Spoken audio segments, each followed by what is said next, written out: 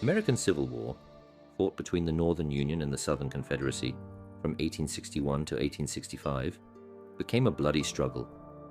Both sides fought for freedom and unity, but several leaders emerged, forced to make decisions that would change the course of history.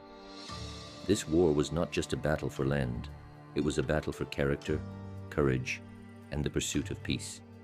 In the summer of 1863, General Robert E. Lee decided to make one final move to change the Confederacy's fate. During the Battle of Gettysburg, he launched the attack known as Pickett's Charge.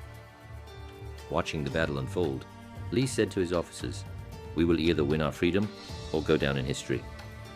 However, the attack failed, and Lee took full responsibility for the loss.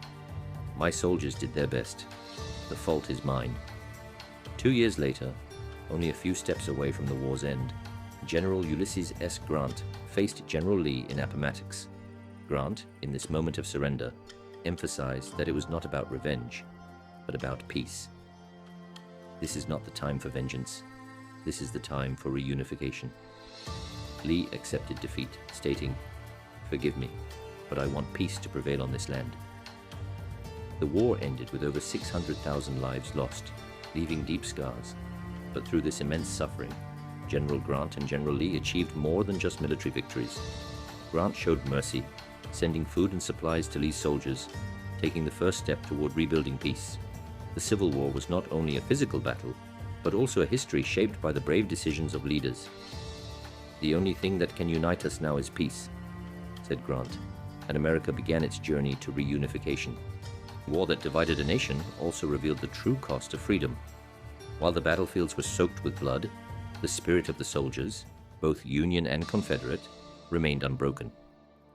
At the heart of it all were the leaders, the generals who had to make choices that would echo throughout history. For General Lee, the hope for the South was always present. He believed in the cause, in the fight for states' rights, and in the preservation of the Southern way of life.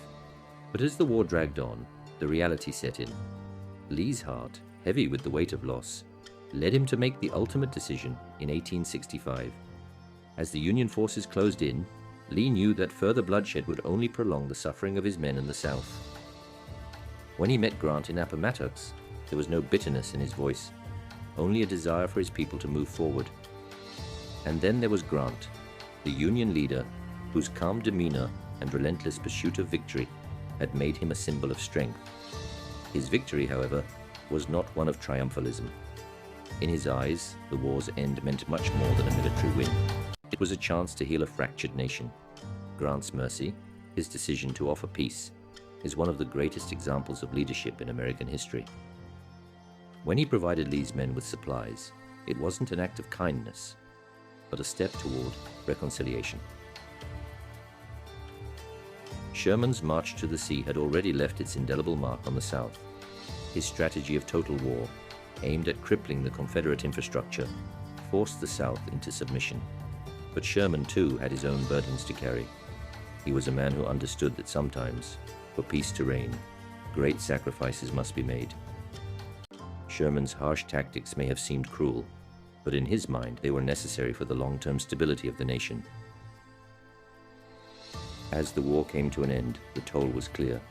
Over 600,000 soldiers had lost their lives. Families were torn apart, and entire communities lay in ruins. Yet, in the aftermath of all this devastation, the message was clear. America was being reborn. The scars would take time to heal, but the nation had a chance to rebuild.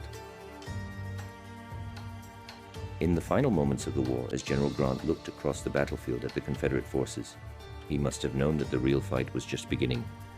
The fight to rebuild a nation that had been torn apart, to heal the wounds of war, and to forge a new path forward, one that embraced both sides of the conflict.